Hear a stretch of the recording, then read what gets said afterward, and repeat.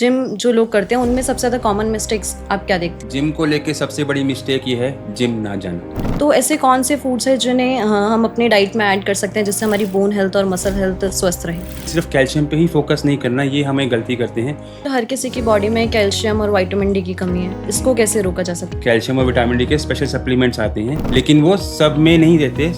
It is like कि एक शरीर हमें एक एसओएस सिग्नल दे रहा है कि मुझे यहाँ पे तकलीफ है, मुझे आके बचाओ। पेन किलर्स के अलावा ऑल्टरनेट क्या ऑप्शन है हमारे पास? रेस्ट, इमोबिलाइजेशन, कंप्रेशन और एलिवेशन। पेन किलर की ज़रूरत कम पड़ सकती है अगर हम ये चारों का इस्तेमाल करें। बताते हैं कि कच्ची रोटी बांध देना क्या सच में कारगर है? स्ट्रेस का कोई लेना देना है पेन से? स्ट्रेस से काफ़ी सारी परेशानियाँ होती है जो कि हमको एज अ पेनफुल फाइब्रोमाइल्जिया के नाम से सामने आती है। बोन हेल्थ और मसल हेल्थ को लेके सबसे बड़े मिसकंसेप्शंस क्या है लोगों के मन में? हमारी ओपीडी में बच्चे से लेकर बूढ़े तक हर उम्र के बच्चे हमारी ओपीडी में आते हैं। सोचना कि ये सिर्फ ओल्ड एज की बीमारी है, ये सोचना बिल्कुल गलत है। आर्थराइटिस किसी भी उम्र में हो सकता है। आज के समय में सारी लड़कियां जो है ज़्यादातर हाई हील्स पहनती हैं। हाई हील पहनने से हमारे जो सेंटर ऑफ ग्रेविटी आगे होने से हमें लो बैक और नी पेन, इसमें बहुत सारे पेशेंट्स आते हैं। कोल्ड वाटर शावर या फिर वार्म वाटर शावर कौन सा ज़्यादा बेनिफिशियल है? रिलैक्सेशन करना है तो वार्म वाटर शावर। नकल क्रैकिंग जो कि सब लोग डेली अपना करते रहते हैं, किसी को आदत भी होती है। तो जो बबल होते हैं इन गैसेस के, ऑक्सीजन, नाइट्रोजन, कार्बन डाइऑक्साइड के, वो स्ट्रेच होते हैं और फट जाते हैं। तो in case of injury immediate steps हमें क्या लेने चाहिए? रेस्ट लो, आइसिंग करो, कंप्रेशन दो, एलिवेशन करो। हम जिस एज में हैं आज से ही शुरुआत करें बेहतर करने की।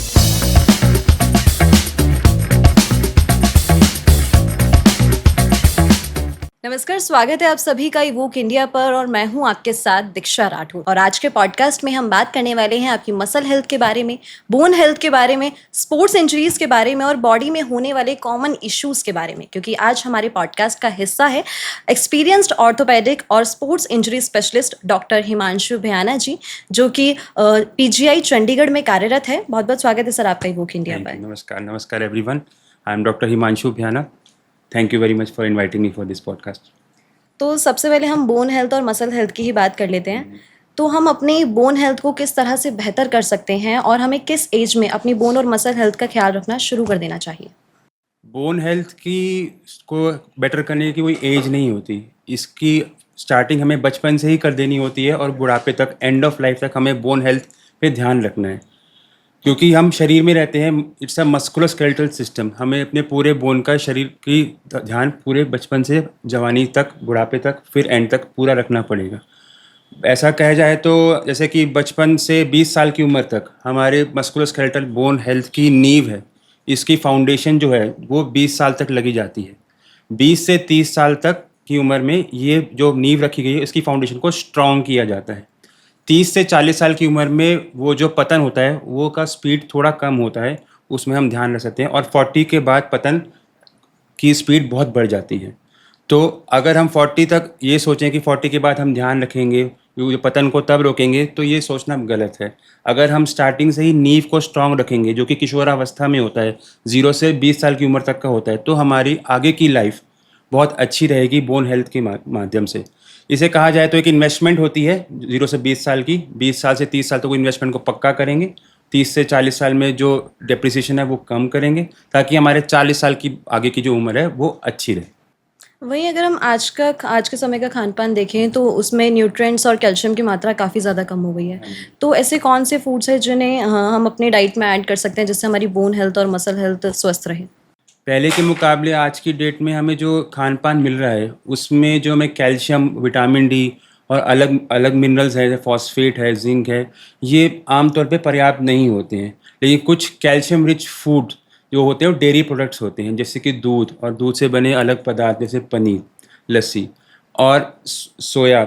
ये सब कैल्शियम हमको एक्स्ट्रा देते हैं। लेकिन सिर्फ कैल्शियम पे ही फोकस नहीं करना, ये हमें गलती करते हैं।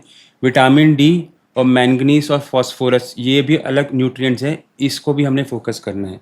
इसको हमें लेने के लिए हमें, अगर आप नॉन वेजिटेरियन हैं, शाकाहारी नहीं है, मांसाहारी हैं, तो हमें सालमन जैसे फ़िश, लीन मीट, चिकन, और अगर आप शाकाहारी हैं तो मशरूम पे फोकस करेंगे और सोया पे फोकस करेंगे।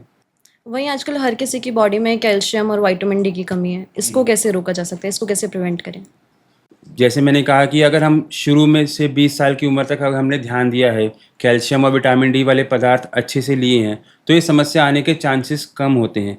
लेकिन अगर फिर भी हमें कैल्शियम और विटामिन डी की कमी आती है, जो ब्लड टेस्ट से पता लगती है, साथ के साथ उसके कम होने वाले सिम्टम्स हमें आते हैं, तो हमें सप्लीमेंट्स की ज़रूरत पड़ती है। कैल्शियम और विटामिन डी के स्पेशल सप्लीमेंट्स आते हैं, लेकिन वो सब में नहीं देते। स्पेशली तभी देना है जब कैल्शियम की मात्रा ब्लड में कम हो और प्लस उससे जो होने वाले सिम्टम्स हमें जैसे शरीर में पेन, फटीग ये सब आए, तभी हमें सप्लीमेंट्स की ज़रूरत पड़ती है। ओके। जैसे कि आज के समय में हर किसी के बॉडी में कोई ना कोई पेन है, किसी के नेक में पेन है, बैक में पेन है, लेकिन हम लोग क्या करते हैं, उस पेन को इग्नोर करते हैं। इंडियंस में सबसे बड़ी प्रॉब्लम है ये कि हाँ ठीक हो जाएगा, या फिर ज़्यादा से ज़्यादा पेन किलर्स ले लेते हैं। तो इग्नोर करना, जैसे हम पेन को इग्नोर करते हैं, उसके क्या इम्पैक्ट हो सकते हैं, और कब हमें मतलब एड्रेस करना चाहिए, उस पेन को एड्रेस करके उसके लिए डॉक्टर को दिखाना चाहिए, उसके बारे में? सबसे पहले हमें ये समझना है कि पेन जो है, दर्द जो है, ये बीमारी नहीं है, ये बीमारी का एक लक्षण है। इट इज़ लाइक कि एक शरीर हमें एक एसओएस सिग्नल दे रहा है कि मुझे यहाँ पे तकलीफ़ है, मुझे आके बचाओ, मुझे सेव करो। तो उसको अगर हम एसओएस सिग्नल की तरह लेंगे, हर पेन को, उसको एड्रेस करेंगे, तो ही उसका इलाज कर पाएंगे। तो हमारे देश में प्रॉब्लम क्या होती है कि हम ज़्यादातर जैसे छाती का पेन है, उसको गैस्ट्राइटिस समझ के इग्नोर करते हैं। कम केसेस में वो heart pen, chest pain, angina निकलता है। वैसे ही बैक पेन है, कमर का दर्द है, हम सोचते हैं कि ये थकावट का दर्द है, आज सुबह मैंने कुछ काम कर लिया था, शायद कुछ सामान उठा लिया था, इसलिए कमर का दर्द है। हो सकता है आप सही हो, लेकिन यह भी हो सकता है कि आप गलत हो। तो कुछ ऐसे संकेत होते हैं दर्द में, जिसकी अगर वो आपको मिले तो आपको पक्का एक ऑर्थोपेडिक सर्जन को दिखाना चाहिए। जैसे कि क्रॉनिक पेन, 2 हफ्ते से ज़्यादा पेन जो कि लगातार हो या कम ना हो, दवाई खाने के बाद भी कम ना हो, या उसके साथ साथ पेन कहीं पे रेडिएट कर रहा हो, जैसे किसी पैर में, किसी हाथ में रेडिएट कर रहा हो, और पेन अगर एक्टिविटी से बढ़ रहा हो, पेन के साथ अगर आपको बुखार हो या अकस्मात वज़न कम होने के लक्षण लगे, साथ में स्वेटिंग लगे, पसीना लगे, तो ये सब डेंजर साइंस है। इसमें तो आपको पेन को कभी भी इग्नोर नहीं करना चाहिए, पेन को एड्रेस करने में ज़्यादा समझदारी है। वहीं अब हमारे जब भी कहीं पेन होता है, हम सबसे पहले पेन किलर्स लेते हाँ हैं, जी। लेकिन कहते हैं पेन किलर्स का ओवर यूज़ भी काफ़ी सारे उसके साइड इफ़ेक्ट्स होते हैं, काफ़ी नुकसान करता है। तो पेन किलर्स के क्या साइड इफ़ेक्ट्स होते हैं, और पेन किलर्स के अलावा अल्टरनेट क्या ऑप्शंस है हमारे पास जब हमारे पेन हो, तो हमें वो चीज़ें करनी चाहिए? नॉर्मली जो हमें ओवर द काउंटर ड्रग्स, जो पेन किलर्स हम केमिस्ट जाके खुद से ले लेते हैं, या यूजुअली जो डॉक्टर प्रिस्क्राइब करते हैं जो पेन किलर होते हैं, वो यूजुअली नेफ्रोटॉक्सिक हो सकते हैं। इसका मतलब ये है कि हम काफ़ी सारी मात्रा में अगर वो पेन किलर खाएं तो हमारी किडनी में डैमेज कर सकते हैं। तो हर एक पेन के लिए सिर्फ एनाल्जेसिक्स, जो कि पेन किलर हम बोलते हैं आम भाषा में, उसको लेना हमें थोड़ा सा नुकसान दे सकता है। तो हमारे पास पेन को ठीक करने के लिए पेन किलर्स के अलावा और भी अदर ऑप्शंस होते हैं, जैसे कि लोकल स्प्रे। लोकल स्प्रे जो है वो बॉडी में एब्जॉर्ब नहीं होता, तो वो जनरल सर्कुलेशन में जाता नहीं है, तो उसके किडनी को डैमेज करने का चांसेस कम होते हैं। अदर ऑप्शंस होते हैं जिसको हम निमोनिक में राइस कहते हैं, RICE। आर का मतलब है रेस्ट, आई का मतलब है इमोबिलाइजेशन, सी का मतलब है कंप्रेशन, और ई का मतलब है एलिवेशन। अगर हम ये 4 चीज़ें करेंगे, रेस्ट, इमोबिलाइजेशन, कंप्रेशन और एलिवेशन, तो एक्यूट पेन, जो किसी चोट से लगने से पेन होता है, दर्द होता है, उसको पेन किलर की ज़रूरत कम पड़ सकती है अगर हम ये चारों का इस्तेमाल करें। इससे हमारी पेन किलर की डोज भी कम हो जाती है। जैसे आपने बताया अभी RICE, इसको आम भाषा में अगर आप बताना चाहें हमारे दर्शकों को जो जल्दी समझ पाए। मैं अगर फिर से बोलूँ तो RICE का मतलब, आर का मतलब रेस्ट है, कि उसको थोड़ी देर के रेस्ट दे दो। रेस्ट मतलब कि अगर आपके एंकल में मोच आ गई है तो थोड़े टाइम के लिए आप लेट जाओ, उस एंकल को मूव ना करो। वैसे ही कहीं और इंजरी है तो उसको थोड़ी देर के लिए आराम दे दो। रेस्ट का मतलब आराम। आई मतलब अगेन इमोबिलाइजेशन, उसको उसको बैंडेज कर दीजिए उसको। जैसे कि अगर मान लो लेग में अगर चोट आ गई है तो उसको गर्म पट्टी से बांधिए, क्रैप बैंडेज से बांध दीजिए, इमोबिलाइज कर दीजिए। ठीक है। एलिवेशन हो गया कि उसके सूजन बढ़ने को बचाने के लिए हमने उसको एलिवेट कर देना। तो ये RICE हमारी 4 चीज़ें होती हैं, इससे हमारे पेन किलर की ज़रूरत कम पड़ सकती है। वही जैसे आपने बताया कि गर्म पट्टी बांध देनी चाहिए, वही एक देसी नुस्खा भी है जिसे बताता है कि कच्ची रोटी बांध देना, वो उसके बारे में कुछ बताएंगे कि मतलब वो क्या सच में कारगर है या?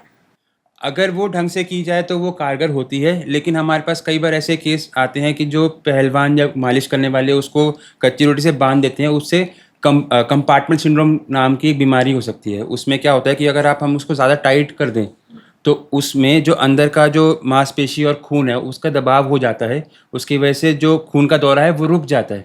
जिसको हम अपनी भाषा में कंपार्टमेंट सिंड्रोम कहते हैं। और उस अगर वो हो जाए तो उसमें काफ़ी कॉम्प्लिकेशन रेट हाई होती है, जिसमें और कई बार हाथ को काटना भी पड़ सकता है। तो वो कच्ची मिट्टी का जो सेवन है, जिसमें आपको अच्छे से पहलवान से करवाते हैं, उसमें कॉम्प्लिकेशन रेट के चांसेस बहुत ज़्यादा हो। स्ट्रेस का कोई लेना देना है पेन से? जैसे बोलते हैं कि हम स्ट्रेस हो गया तो नेक में पेन हो गया, ऐसा कुछ ये मिथ है कि या सच में ऐसा होता है कि स्ट्रेस रिलेट करता है किसी भी तरह के पेन से? ये 100% करेक्ट है। Healthy body lives with a healthy mind. Healthy mind होगा तभी हम हेल्दी बॉडी में आराम से अपनी लाइफ को जी पाएंगे। तो स्ट्रेस से काफ़ी सारी परेशानी होती है, जो कि हमको एज अ पेनफुल फाइब्रोमाइल्जिया के नाम से सामने आती है। स्ट्रेस से देखो बहुत सारी चीज़ें होती है हमारे बॉडी में। एक फाइट और फ्लाइट रिस्पॉन्स बोलते हैं इसको। जैसे भी हमें स्ट्रेस आता है तो हमारे फाइट और फ्लाइट का रिस्पॉन्स एक्टिवेट हो जाता है। उसका मतलब जैसे कि मैं आपको एग्जांपल दूं कि अगर आपके सामने शेर आ जाए, तो हम ये एक्यूट स्ट्रेस है। हमारी ज़िंदगी में इस टाइप का स्ट्रेस नहीं है इस टाइम में, लेकिन उस टाइम में एग्जांपल देके बोलूँ तो उसको हम फाइट और फ्लाइट मोड में आ जाते हैं कि हमको या तो भागना है या लड़ना है। जो हम ज़िंदगी में कॉर्पोरेट लाइफ स्पेशली में हम जो झेल रहे हैं, उसको स्ट्रेस की वजह से हमारा जो सिंपैथेटिक सिस्टम है वो हमेशा हमें हमेशा फाइट और फ्लाइट मोड में हमेशा ऑन करके रखता है। उससे हमारे साथ बहुत सारी परेशानी होती है, इन द सेंस कि हमारी सर्कुलेशन भी होती है, जो खून की नसें होती हैं वो कंस्ट्रिक्ट होने लग जाती हैं, क्योंकि हमको फाइट और फ्लाइट के लिए प्रिपेयर कर रही होती है। इससे हमारे जो सर्कुलेशन, जो हमारी पेरिफेरी है वहाँ पे, उंगलियों में, पैरों में, यहाँ पे ब्लड का दौरा थोड़ा सा कम हो जाता है। साथ में कॉर्टिसोल हार्मोन बोलते हैं, जो कि स्ट्रेस हार्मोन के नाम से जाना जाता है हिंदी भाषा में। वो हमें स्ट्रेस के टाइम में वो कॉर्टिसोल की लेवल हमेशा बढ़ी रहती है। साथ में इसकी वजह से हमें क्या होता है कि मसल सोरनेस होती है, कि मसल में हमें टेंडर पॉइंट्स बहुत सारे मिलते हैं। कि आज पेशेंट आते हैं हमारे पास ओपीडी में कि हमें गर्दन में दर्द है, हमें यहाँ पे दर्द है, हमें टांग में दर्द है। ये सब मसल सोरनेस है। अब इन पेशेंट्स का आप अगर ब्लड टेस्ट कराओगे, एमआरआई कराओगे, सीटी स्कैन कराओगे, कोई भी इन्वेस्टिगेशन कराओगे, वो इन्वेस्टिगेशन सब कुछ नॉर्मल आएगा। क्योंकि ऐसे तो जैसे 3 इडियट्स में कहा गया कि स्ट्रेस नापने की तो कोई मशीन बनी नहीं। हम फिजिकली एग्जामिन करते हैं तो हमें कुछ नहीं मिलता, हम ब्लड टेस्ट में एग्जामिन करते हैं हमें कुछ नहीं मिलता। तो और हम आराम से डिटेल में बात करते हैं तो पता लगता है कि स्ट्रेस की वजह से जो कॉर्टिसोल लेवल हाई है वो बड़ा होता है। उसकी वजह से हमें फाइब्रोमाइल्जिक पॉइंट्स और मसल सोरनेस, जिसे हमें कहते हैं कि मांसपेशियों में दर्द, वो सामने आते हैं। तो स्ट्रेस से होने वाले पेन को प्रिवेंट करने के लिए क्या प्रिकॉशंस क्या ले सकते हैं हम?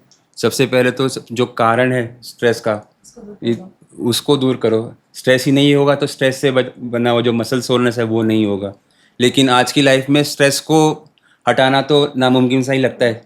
लेकिन अगर स्ट्रेस है और मसल सोरनेस है तो कुछ स्ट्रेचिंग एक्सरसाइजेज होती हैं, फिजियोथेरेपी होती है, जो हम करें तो उससे वो सोरनेस कम हो जाती है। और स्ट्रेचिंग जैसे कि हम मॉर्निंग में हम करें कि काफ को स्ट्रेच करें, टो को कर्ल्स करें, प्लांटर फेशिया को कॉन्ट्रैक्ट करें, शोल्डर की मूवमेंट, रोलिंग मूवमेंट करें, नेक की मूवमेंट करें। इससे जो सोरनेस है वो कम हो सकती है। लेकिन obviously best solution would be कि स्ट्रेस खत्म किया जाए, अगर वो हो सके तो। वो तो मुश्किल है। वहीं आप इतने सारे पेशेंट्स डेली देखते हैं तो उसके अकॉर्डिंग आपको क्या लगता है कि बोन हेल्थ और मसल हेल्थ को लेके सबसे बड़े मिसकंसेप्शंस क्या है लोगों के मन में? बोन और मसल हेल्थ को लेके, जिसके हम मस्कुलोस्केलेटल सिस्टम कहते हैं, इसको लेके इस समाज में बहुत सारे मिसकंसेप्शन है। सबसे पहले कि लोग ये सोचते हैं कि बोन की परेशानी बूढ़ों में होती है, वृद्धावस्था में होती है। ऐसा बिल्कुल गलत है। बोन की परेशानी हर एक उम्र में होती है। हमारी ओपीडी में बच्चे से लेकर बूढ़े तक हर उम्र के बच्चे हमारी ओपीडी में आते हैं जिनको मस्कुलोस्केलेटल डिसऑर्डर यानी कि बोन या मसल की परेशानी होती है। क्योंकि हमने शुरू के 20 साल में उसको फोकस नहीं किया, उसको नींव को अच्छे से नहीं बढ़ाया, तो वो जाके मैनिफेस्ट कई बार अच्छी उम्र में या वृद्धावस्था में होती है। लेकिन ये सोचना कि ये सिर्फ ओल्ड एज की बीमारी है, ये सोचना बिल्कुल गलत है।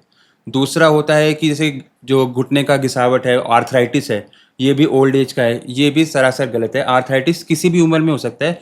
मोस्टली ये ओल्ड एज में होता है, लेकिन ये जवान में, मिडिल एज में, सब में होता है। तीसरा ये मिसकंसेप्शन है कि हम कैल्शियम अगर खा रहे हैं तो हमारी बोन हेल्थ सेट होनी चाहिए। कई पेशेंट आते हैं हमारे पास ओपीडी में कि सर मैं तो रोज़ कैल्शियम खा रही हूँ फिर भी मुझे बोन पेन है। वो परेशानी ये है कि बोन हेल्थ की जो मेटाबॉलिज्म है, बोन का जो मेटाबॉलिज्म सिस्टम है, उसमें सिर्फ कैल्शियम ही इंपॉर्टेंट नहीं है। मैंगनीज, फॉस्फोरस, जिंक, क्लोरीन, ये सारे माइक्रो मिनरल्स हैं, इन सब का मिश्रण होता है, वो सब इकट्ठे एक साइकिल में बनते हैं। तो कैल्शियम का मेटाबॉलिज्म, जिसकी वजह से बोन हेल्थ अच्छी हो, तो ठीक होता है। तो इसके लिए हमें अच्छा डाइटरी एंड सनलाइट एक्सपोजर, ये दोनों प्लस सप्लीमेंट्स इफ़ रिक्वायर्ड, ये होना बहुत ज़रूरी है। और अक्सर हम सुनते हैं कि जैसे एज वाली बात हुई तो उसमें बताना, अक्सर हम सुनते हैं कि एज के साथ साथ हमारे जो है घुटने वीक होने लग जाते हैं, खराब होने लग जाते हैं। तो ये होना कंफर्म है या इसे पहले से प्रिवेंट किया जा सकता है अगर ध्यान रखें तो? ये बात कि ओल्ड एज में घुटने घिस जाते हैं, ये पार्शियल ट्रूथ है। इसको मैं पूरी तरह से निगेट नहीं कर सकता, लेकिन पूरी तरह एक्सेप्ट भी नहीं कर सकता। क्या हमने कभी किसी 70 साल के आदमी को नॉर्मल चलते हुए नहीं देखा? बिल्कुल देखा है। अगर ये सच होता कि हर हाई उम्र के आदमी को या इंसान को घुटना घिस रहा है, तो वो इंसान, क्या वो इंसान नहीं है? डेफिनेटली है। तो ऑब्वियसली कि 70 ईयर्स 80 ईयर्स हाई एज में घुटने घिसने के चांसेस या लाइकलीहुड बहुत हाई होते हैं, लेकिन ये 100% ज़रूरी नहीं है कि उसका आर्थराइटिस में हो। आर्थराइटिस जैसे हम कहें, इट्स अ डीजेनरेटिव डिजीज़, कि ऐसे उम्र के साथ कार्टिलेज का पतला होना, इट इज़ लाइक उम्र के साथ बालों का सफ़ेद होना, ये होना ऑलमोस्ट निश्चित है, लेकिन कुछ केस में नहीं होता अगर हम ध्यान रखेंगे तो। जैसे जैसे हमारी कार्टिलेज की परत कम होती रहती है, तो हड्डी की जो दोनों हड्डी के बीच में कांटेक्ट है वो बढ़ता रहता है, और जब वो कांटेक्ट पूरा हो जाता है तो हमें पेनफुल सिम्टम्स के साथ वो ओपीडी में प्रेजेंट करता है। तो इसको प्रिवेंट करने के लिए क्या प्रिकॉशंस हम पहले से ले सकते हैं? क्योंकि आपने जैसे बताया कि सिर्फ कैल्शियम लेने से भी काम नहीं चलेगा, बिल्कुल बिल्कुल। तो और क्या चीज़ें हम कर सकते हैं? इसमें सबसे पहले हमें आहार, हमारा न्यूट्रिशन अच्छा होना चाहिए। जैसे calcium rich fruit, vitamin D rich food, phosphorus rich food, magnesium rich food, ये सारे फूड की लिस्ट होती है जो अगर हम लेंगे तो वो अच्छा रहेगा। दूसरा, गलत लाइफस्टाइल जैसे कि स्मोकिंग, टू मच अल्कोहल, इसको अवॉइड करें तो हमारी बोन हेल्थ अच्छी रहेगी। अगर हमारा स्लीप साइकिल अच्छा है तो हमारी मसल सोरनेस के चांसेस कम रहेंगे, उसकी वजह से कैल्शियम मेटाबॉलिज्म भी अच्छा रहेगा। साथ में और लाइफस्टाइल में हमें होता है कि स्लीप साइकिल के साथ साथ स्ट्रेस को भी हमें जितना हो सके हमें ये अवॉइड करना है। तो ये सारा कॉम्बिनेशन है, इकट्ठा रहेगा तो हमारी बोन हेल्थ अच्छी उम्र में अच्छी रहेगी। उसकी वजह से जो हमारा ओल्ड एज है वो थोड़ा पोस्टपोन हो सकता है, डिले हो सकता है, कि हमारे आर्थराइटिस 70 की जगह 90 ईयर्स पे हो जाए, तब तक हम कितना रहे। घुटनों के अलावा और कौन-कौन सी दिक्कतें बढ़ती एज के साथ-साथ देखने को मिलती है, और एज़ अ चिल्ड्रन हम अपने पेरेंट्स के लिए क्या कर सकते हैं उसमें? घुटनों के अलावा मोस्ट कॉमनली प्रेजेंटिंग हमारे पास लो बैक एक के लिए आती है, और तीसरा एक साइलेंट किलर के नाम से मशहूर है इस देश में, उसे कहते हैं ऑस्टियोपोरोसिस। ऑस्टियोपोरोसिस का मतलब है हड्डी का कमज़ोर होना, और ये ऑस्टियोपोरोसिस किसी स्पेसिफिक जॉइंट या स्पेसिफिक बोन के लिए नहीं होता। ऑस्टियोपोरोसिस इस मीन्स कि पूरे शरीर की सारी हड्डियों की बोन की क्वालिटी वो कमज़ोर है, यानी कि हमारे शरीर की सारी हड्डियां कमज़ोर हैं, उसे हम कहते हैं ऑस्टियोपोरोसिस। ये एक साइलेंट किलर के नाम से हमारे देश में बहुत प्रेवलेंट है, इसका ध्यान रखना बहुत ज़रूरी है। और इंडिया में जैसे कॉमन एक प्रॉब्लम है फ्लैट फीट, उसकी वजह से भी नी पे प्रेशर पड़ता है या नी पे असर करता है वो? बिल्कुल सही कहा आपने। फ्लैट फीट हमारे देश में काफ़ी अच्छी प्रॉब्लम है, काफ़ी ज़्यादा कॉमन प्रॉब्लम है। पहले हम समझते हैं कि फ्लैट फीट का मतलब क्या है। फ्लैट फीट का मतलब ये है कि हमारा फीट फ्लैट है। नॉर्मली हमारे फीट में अंदर की तरफ एक आर्च होता है, उसे उसको नॉर्मल आर्च कहते हैं। जिसमें आर्च लूज हो जाता है, उसका मतलब कि loss of arch means the foot has become flat, that is called as flat feet. इसकी वजह से हमारी हिप की, हमारे नी की और हमारे एंकल की, ये तीनों जॉइंट की अलाइनमेंट ख़राब होती है, जिसका प्रेशर हमारे एंकल पे, हमारे पटेलोफीमोरल जॉइंट पे यानी कि घुटने पे, हिप पे और लो बैक एक पे, ये चारों जगह पे हमें पेन से कंप्लेंट आती है। कभी किसी पेशेंट को लो बैक एक के साथ प्रेजेंट आता है कि हमारे कमर में दर्द है, उसको पूरा एग्जामिन करते हैं तो पता लगता है कि फ्लैट फीट की वजह से उसकी अलाइनमेंट ख़राब है। कोई कोई पेशेंट मरीज़ हमारे पास घुटने के दर्द से आते हैं, उसे भी कारण कई सूरतों में फ्लैट फीट ही निकलता है। और आज के समय में सारी लड़कियां जो है ज़्यादातर हाई हील्स पहनती हैं, तो ये कितना सही है? क्या इससे भी नी पर प्रेशर पड़ता है? और जिनको पहननी है तो उनके लिए क्या सॉल्यूशन है? See, high heels is not natural for any person, or girl or boy. High heel is not natural because हमारे जो फुट का 3 हिस्सों में डिवाइड किया जाए तो इसे कहते हैं हाइंड फुट पीछे का, मिड फुट बीच का फुट, और फोर फुट यानी कि आगे वाला हिस्सा। नॉर्मली जब हम चलते हैं तो पहले ये पीछे वाला हिस्सा कदम ज़मीन पे आता है, फिर ऐसे आता है। लेकिन अगर हम हाई हील पहनेंगे तो उसकी वजह से 4 फुट ज़मीन पे पहले आता है। तो इसका मतलब क्या है कि हम 4 फुट पे लैंड करते हैं नॉर्मल चलने पे, तो हमारा सेंटर ऑफ ग्रेविटी आगे चले जाता है और एंकल का जो बायोमैकेनिक्स है वो ख़राब हो जाता है। तो हाई हील पहनने से हमारा जो सेंटर ऑफ ग्रेविटी आगे होने से हमें लो बैक और नी पेन, इसमें बहुत सारे पेशेंट्स आते हैं। और अगर इसमें इसको प्रिवेंट करने के लिए आपको चाहिए तो कम से कम 2 इंच से ज़्यादा हाई हील नहीं होना चाहिए। ओके। वहीं आपने लोगों में अक्सर कौन सी कॉमन मिस्टेक्स नोटिस किए हैं, जैसे डेली लाइफ में, जैसे बैठने में हो गया, टीवी देखते हुए, डेस्क पे काम करते हुए, कौन सी कॉमन मिस्टेक्स लोग सबसे ज़्यादा करते हैं जिसकी वजह से उनको बाद में अलग अलग तरह की दिक्कतें होती हैं? इसको हम 2 हिस्सों में बांटेंगे कि पहले तो कि हम बैठते हुए, और दूसरी मिस्टेक्स है सोते हुए। बैठते हुए कि जैसे कि हम जानते हैं कि हमारे देश में आईटी प्रोफेशनल और आईटी सेक्टर में बहुत सारे लोग काम करते हैं, लेकिन उनके वर्किंग लाइफ में वर्किंग आवर्स इतने ज़्यादा होते हैं कि वो कई बार बैठे बैठे लैपटॉप पे काम करते करते ही खाना खा रहे हैं और सारा एक्टिविटी से बातें कर रहे हैं, फ़ोन पे बात करने का उनका टाइम नहीं है कुछ और करने का। तो उसमें हम क्या करते हैं कि यूजुअली जो मैंने देखा है कि वो नॉर्मल प्रिकॉशंस जो कंप्यूटर पे काम करने के लिए या फिर लैपटॉप पे काम करने के लिए जो प्रिकॉशंस रिकमेंडेड होती है उसको यूज़ करना भूल जाते हैं। प्रिकॉशंस बहुत सिंपल है कि आपकी जो स्क्रीन है मॉनिटर की, डेस्कटॉप की या लैपटॉप की, वो आइज़ के लेवल पे होनी चाहिए। आपका एल्बो और आपका हिप 90 डिग्री बेंड होना चाहिए। वो 90 कब बेंड होगा? जब आपका टेबल इस लेवल पे होगा, आप ऐसे रखेंगे। कई लोग माउस का इस्तेमाल नहीं करते, वो कीपैड पे यूज़ करते हैं। देखो, अगर मेरा ये लैपटॉप है तो मैं यूज़ कर रहा हूँ तो ये अगर ये माउस यहाँ पे होगा तो मेरा ये एल्बो 90 डिग्री पे रहेगा। तो माउस को यूज़ करना बहुत इंपॉर्टेंट है। आइज़ की स्क्रीन यूज़ नहीं करते, ठीक है। और जो टेबल की जो चेयर की हाइट है वो नीचे रखते हैं कई बार। उससे क्या होता है कि हमें हिप को ज़्यादा फ्लेक्शन करना पड़ता है। तो हमारी चेयर की हाइट अच्छी पर्याप्त होनी चाहिए। स्क्रीन का लेवल जो है आइस पे होना चाहिए, माउस अवेलेबल होना चाहिए, और एल्बोज और हिप हमेशा 90 डिग्री बेंड होना चाहिए। और बैठे बैठे स्लाउच नहीं करना। कई लोगों को मैंने देखा है कि वो नेक पेन और शोल्डर पेन से आते हैं, वो आईटी सेक्टर के ही होते हैं, 25-30 ईयर्स की एज के होते हैं, वो 8-8 घंटे की ड्यूटी करते हैं अपने ऑफिस में। तो वो क्या करते हैं, वो जो मैं उनसे पूछा, मैं उनको वीडियो बनवा के मंगवाता हूँ तो वो अपनी वर्किंग आवर्स की वीडियो दिखाया तो वो कंप्यूटर पे ऐसे रखते हैं। देखो, शोल्डर आगे आ रहे हैं, शोल्डर आगे आएंगे, इसे कहते हैं हम स्लाउचिंग कहते हैं। इसकी वजह से हमारे ट्रेपेजियस में मिसफायरिंग होती है और क्रॉनिक पेन बन जाता है। तो हमेशा हमारी बैक स्ट्रेट होनी चाहिए, शोल्डर एट ईज होने चाहिए, तभी वो स्लाउच नहीं करेंगे तो क्रॉनिक फैटीग पेन से हम बच सकते हैं। ओके। लेकिन बैक स्ट्रेट करने पे करके बैठने पे भी लोग कहते हैं कि जिनको आदत नहीं है उनको स्ट्रेट बैठने से भी फिर कमर में दर्द होने लगता है, और कहते हैं कि सारा ध्यान फिर उसी पे रहता है कि हाँ हमें स्ट्रेट बैठना है, स्ट्रेट बैठना है। इसके लिए क्या एडवाइस करेंगे? So, ये तो एक लाइफस्टाइल है। ये कोई वो हैबिट नहीं है कि आज हम शुरू करेंगे तो आज ही हम पूरा स्ट्रेट बैठ पाएंगे। आप बचपन से 30 ईयर्स की उम्र तक आप जैसे आप चाहे वहाँ बैठे। आज 30 ईयर्स से मैंने उनको बोला कि आपको बैक स्ट्रेट करके रखना चाहिए, वो 1 वीक ट्राई करते हैं तो कहते हैं बैक स्ट्रेट हो नहीं रही। ऐसा नहीं होगा। It's a constant procedure, you have to work. आपको बैक स्ट्रेट करने के लिए आपको कोर स्ट्रेंथनिंग एक्सरसाइजेस, जो लो बैक की एक्सटेंशन एक्सरसाइज है, इसमें योगास के आसन भी होते हैं और लो बैक एक्सटेंशन एक्सरसाइज का कैट एंड काउ पोजेस होते हैं। ये पोजीशन में करके आप अगर आप बैक की मसल को स्ट्रॉन्ग करेंगे तो आपको स्ट्रेट बैठने में कोई परेशानी नहीं होनी चाहिए। वहीं अभी आपने स्लीपिंग पोस्चर की भी बात की। हाँ जी। अक्सर हम सुबह उठते हैं तो हमारे कहीं ना कहीं बॉडी में पेन होता है, नेक में या कहीं पे, कभी हाथ में पेन होता है। तो राइट स्लीपिंग पोस्चर क्या है और कैसे हम उसको इंश्योर कर सकते हैं कि पेन ना हो?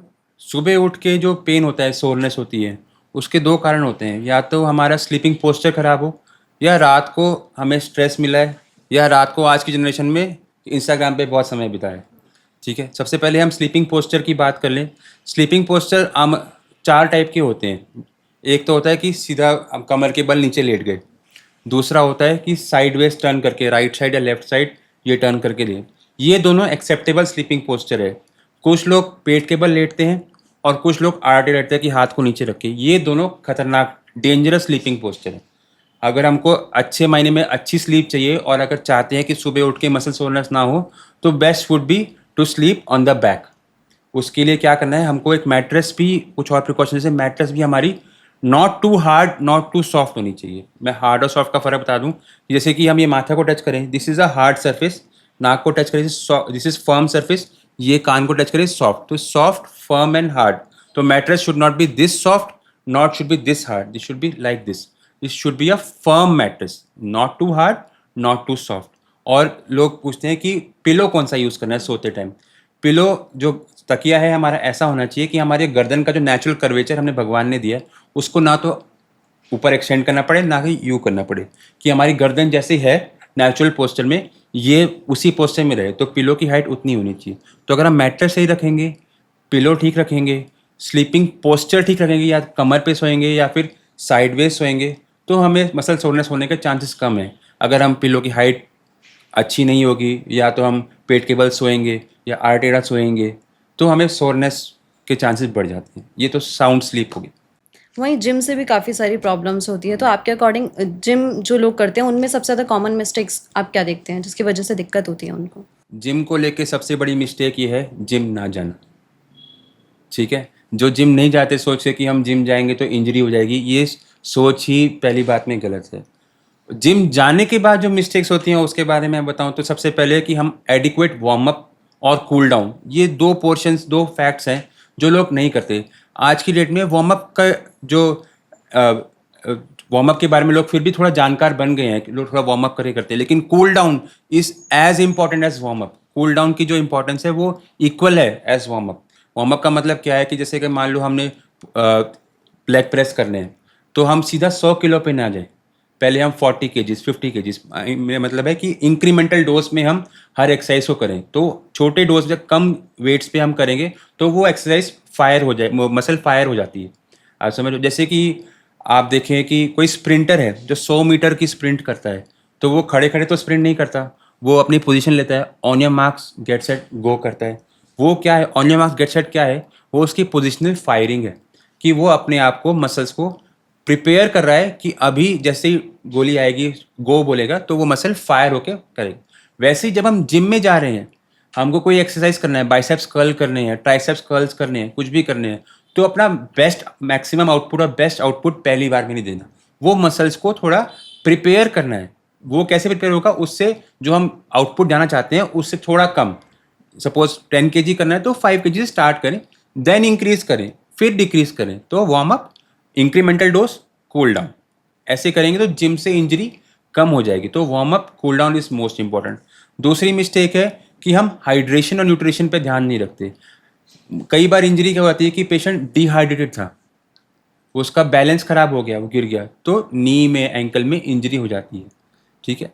थर्ड कॉमन मिस्टेक है कि हम औरों से कंपेयर करते हैं कि वो तो यार इतना वेट कर रहा है, आज तो मैं तुम्हें दिखाता हूँ कि मैं भी करूँगा सीधा जाके। तो लिसन टू योर बॉडी। हमेशा आपकी लड़ाई अपने आप से है, आपका कंपैरिजन अपने आप से है। अगर आप ये देखेंगे कि आज मैं इतना कर रहा हूँ तो कल मैं इससे थोड़ा ऊपर करूँगा, अगर कल वो भाई राजू इतना कर रहा है मुझे उतना करना है, ऐसा करेंगे तो वो इंजरी होने के लिए पक्का ही रेसिपी है। चौथी चीज़ है, हम रेस्ट नहीं करते। हफ्ते में 7 दिन होते हैं, सातों के सातों दिन जिम जाना ज़रूरी नहीं है, हमें एक रेस्ट डे ज़रूर लेना चाहिए। अगर रेस्ट नहीं करेंगे तो मसल फटीग आएगा और मसल इंजरी हो जाएगी। वेट लिफ्टिंग से बोन्स पर कोई इम्पैक्ट पड़ता है, या मतलब कोई रिस्क है, या ये पूरी तरह से सेफ है? बस वेट लिफ्टिंग अगर अच्छे से की जाए, सुपरविजन में की जाए, प्रॉपर टेक्निक से की जाए, प्रॉपर फॉर्म में की जाए, तो एब्सोल्युटली सेफ है। जैसे मैंने बताया, फॉर्म का मतलब ये है कि आपने जब वेट लिफ्टिंग करनी है तो आंखें सामने, शीशे के सामने या फिर ट्रेनर के सामने, you have to be in supervision, as a self supervise, अपने आप को देखते हो शीशे के सामने, या in front of a gym trainer जो कि डिग्री होल्डर, जो कि एजुकेटेड हो, हु नोस कि कैसे वो फॉर्म को बताना है। आप जो गलती कर रहे हैं वो जिम ट्रेनर को बताना चाहिए, या आपने सेल्फ एजुकेट किया हुआ है अपने आप को यूट्यूब से या किताबें पढ़ के कि कौन सी मसल के लिए क्या पोस्चर है। अगर आपकी फॉर्म और टेक्निक सही है तो ये वेट लिफ्टिंग आपको फ़ायदा देगा। अगर आपकी फॉर्म टेक्निक नहीं है तो वेट लिफ्टिंग आपको नुकसान भी दे सकता है। तो ये बहुत बड़ी मिस्टेक है कि हम फॉर्म टेक्निक को नज़रअंदाज कर देते हैं और फिर कहते हैं कि वेट लिफ्टिंग से इंजरी हो रही है। जो कम उम्र के बच्चे जिम करते हैं या वेट लिफ्टिंग करते हैं उनके लिए अक्सर कहा जाता है कि उससे उनकी हाइट रुक जाती है, ये कितना सही है? देखो, बच्चों की जो हाइट बढ़ती है हमारी एडोलेसेंस में, वो ग्रोथ प्लेट की वजह से बढ़ती है। ग्रोथ प्लेट हमारे बोन के एंड में होता है, जिसकी वजह से हमारी ग्रोथ, जो बोन्स की लेंथ होती है वो बढ़ती है। अगर ग्रोथ प्लेट का डैमेज हो जाए तो हमारी हाइट या बोन की लेंथ वो रुक सकती है। अगर बच्चे जिम जाएं तो उसकी ग्रोथ प्लेट की डैमेज होने की चांसेस जिम की वजह से बहुत कम है। अगर अच्छे से इंक्रीमेंटल डोज में, यानी कि वेट्स को हम धीरे धीरे बढ़ाएं और जिम ट्रेनर की सुपरविजन में या सेल्फ सुपरविजन में एजुकेटेड पर्सन वेट ट्रेनिंग करे, तो इसके ग्रोथ प्लेट डैमेज नहीं, ऑलमोस्ट सर्टेन है कि नहीं होगा। और ये भी देखिए कि जो बच्चे हैं जो जिम जाके उनका फ़ायदा कितना है। हमारे जिम जाके बच्चों का muscle balance, core strengthening, bone health, ये सारे इम्प्रूव होंगे। और बस ध्यान ये रखना है कि इंक्रीमेंटल डोज में किया जाए और सुपरविजन में किया जाए, ताकि ग्रोथ प्लेट का डैमेज ना हो। अगर ग्रोथ प्लेट का डैमेज अवॉइड कर सकें तो हाइट की और लेंथ की प्रॉब्लम नहीं आएगी। तो मतलब ये वैसे ये मिथ है कि हाँ जिम जाने से हाइट रुक जाती है बच्चों की, अगर सुपरविजन में किया जाए तो ये सही है। 100% अगर सुपरविजन में किया जाए, अच्छे से किया जाए, तो हाइट की रिकॉर्ड नहीं होगी जब हम जिम जाते हैं। कुछ डेली एक्सरसाइज जो सबको अपने डेली रूटीन में शामिल करनी चाहिए, कॉमन एक्सरसाइज कुछ। कॉमन एक्सरसाइजेज जो हमें सबको करनी चाहिए उसको दो पार्ट में हम कर सकते हैं। एक होती है स्ट्रेंथ ट्रेनिंग और एक होती है एंड्योरेंस ट्रेनिंग। हम रनिंग, साइकिलिंग, जॉगिंग, ये इनमें से कुछ भी अगर हम हफ्ते में 4 से 5 बार 30 मिनट्स के लिए भी करें तो हमारे लिए पर्याप्त है। दूसरा स्ट्रेंथ ट्रेनिंग में आती है resistance training. Resistance band use करके हम शोल्डर की, हिप की, नी की, एंकल की ये रेंज ऑफ मोशन एक्सरसाइज करेंगे तो हमारी स्ट्रेंथ ट्रेनिंग बढ़ सकती है। थर्ड पार्ट आता है कोर स्ट्रेंथनिंग, जो हमारे लोअर बैक, ग्लूटियस, काफ, ये लो बैक पे और ग्लूटियस काफ पे जिसको हमें कोर बनाता है, जिसकी वजह से हम हमारे खड़े होकर बैलेंस कर सकते हैं, वो अगर ठीक रहेंगे, उस पर वर्क करेंगे तो हमारी कोर स्ट्रेंथ ठीक होगी। तो कोर स्ट्रेंथनिंग, कोर मसल्स को एक्टिवेट करना, strength training and cardiovascular exercise like jogging, running, cycling और swimming also. Okay. Heavy workout के बाद या फिर पूरे दिन के बाद जब थकावट होती है तो कोल्ड वाटर शावर या फिर वार्म वाटर शावर कौन सा ज़्यादा बेनिफिशियल है बॉडी के लिए और रिलैक्सेशन के लिए? सी 3 टाइप के शावर्स हैं। एक कोल्ड वाटर शावर है, एक हॉट वाटर शावर है और एक अल्टरनेट शावर है, जिसे कहते हैं कोल्ड फॉलोड बाय हॉट और hot followed by cold, alternate. तो ये तीनों का साइंटिफिक एविडेंस है, तीनों के अपने अपने एडवांटेजेस हैं, तीनों की हम बातें करते हैं। अगर आपको मसल फटीग है, मसल सोरनेस है, रात को नींद सोने से पहले अगर आपको शावर लेना है तो उस टाइम पे हॉट वाटर या वार्म वाटर शावर लेंगे। इसे ना हॉट वाटर नहीं कहते, वार्म वाटर कहते हैं, ठीक है। अगर फटीक से करना है, रात को सोना है, कल एक्टिविटी ज़्यादा नहीं करनी, रिलैक्सेशन करना है, तो वार्म वाटर शावर लें। जस्ट क्रिकेट मैच खेल के आए हो, स्पोर्ट्स खेल के आए हो, हैवी वर्कआउट करके आए हो और उसकी वजह शावर जो लेना है, उसमें recommended shower cold water shower है। कोल्ड वाटर का फ़ायदा ये है कि एकदम से ब्लड वेसल्स को कम करता है, बट इसका नुकसान ये है कि मसल को एक्टिवेट करता है। तो एक्यूट सोरनेस वो कम करेगा cold water, muscle fatigue, chronic जो शाम की थकावट है वो ठीक करेगा वार्म वाटर। अर्थराइटिस के बारे में हमने बहुत सुना है, थोड़ी देर पहले आपने भी बताया, तो मैं चाहूँगी एक्सप्लेनेशन के साथ आप बताएं कि अर्थराइटिस क्या होता है और ये इसके कितने टाइप्स होते हैं। आर्थराइटिस के अराउंड मोर देन 100 टाइप्स होते हैं। आर्थराइटिस सिर्फ एक ऑस्टियो आर्थराइटिस पे लिमिटेड नहीं है। लोग जो जनता, हमारे समाज जानता है, यूजुअली वो ऑस्टियो आर्थराइटिस के नाम से जानता है। वो 100 में से एक टाइप का ऑस्टियो आर्थराइटिस है, वो डिजेनरेटिव ऑस्टियो आर्थराइटिस है। इसका मतलब कि जो हायर एज में यूजुअली हमें पाया जाता है।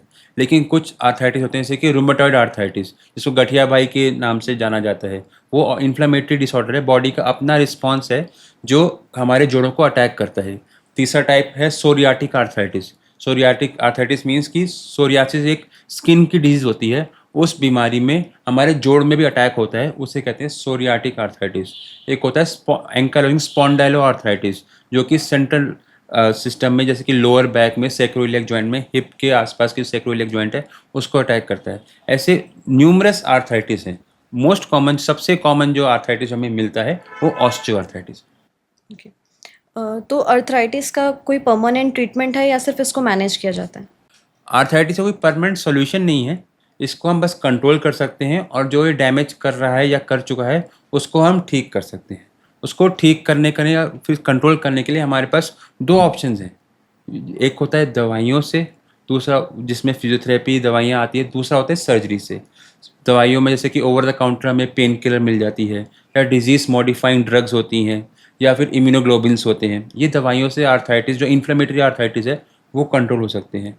दूसरा physiotherapy, stretching exercises, range of motion exercises, joint की मोबिलिटी बढ़ाना, जॉइंट के आसपास के मसल्स को स्ट्रेंथ करना। ये हमारे कुछ एक्टिविटीज़ हैं जिससे हम उस जॉइंट की मूवमेंट को बढ़ा सकते हैं।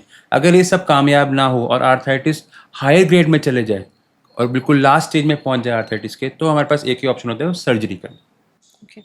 अर्थराइटिस के पेशेंट्स को डाइट में किन चीज़ों को ऐड करना चाहिए और किन चीज़ों को अवॉइड करना चाहिए? कई डाइट में कई चीज़ें होती हैं जो कि हमें आर्थराइटिस को प्रमोट करती हैं और कई डाइट्स की चीज़ें होती हैं जो प्रिवेंट करती हैं।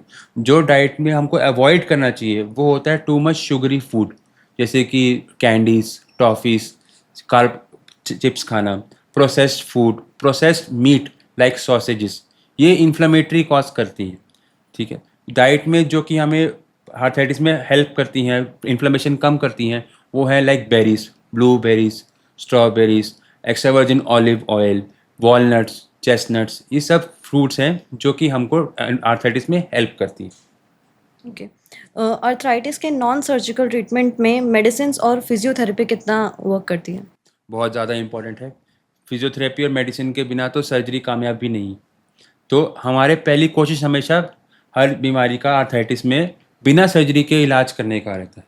उसमें हमारे पास physiotherapy, stretching exercises and medicine, ये 3 हमारे पास जो ऑप्शंस हैं वो नॉन सर्जिकल ऑप्शंस हैं। सर्जरी जैसे कि नी रिप्लेसमेंट, ये किस स्टेज पे रिकमेंड की जाती है? Knee replacement surgery advance cases में की जाती है कि जब पेन बहुत हो जाए और एक्सरे में भी दिखाई जाए कि काफ़ी डैमेज हो चुका है और पेशेंट की एक्टिविटीज़ ऑफ डेली लाइफ, जैसे कि यहाँ से मार्केट तक जाना, बाहर घूमना, और जब पेशेंट अपने आप को रिस्ट्रिक्ट कर ले कि आज मुझे जाने का मन नहीं क्योंकि पेन है, तो activities of daily life, ADL बोलते हैं, एक्टिविटीज़ ऑफ डेली लिविंग, वो कम हो जाती है, पेन कंट्रोल नहीं होता मेडिसिन से, तो हम सर्जरी उस पेशेंट को ऑफर करते हैं। आर्थराइटिस से बचने के लिए एक नॉर्मल पर्सन अपनी डेली लाइफ में किन चीज़ों को ऐड कर सकता है या अडॉप्ट कर सकता है जिससे वो इन फ्यूचर उसको आर्थराइटिस ना हो?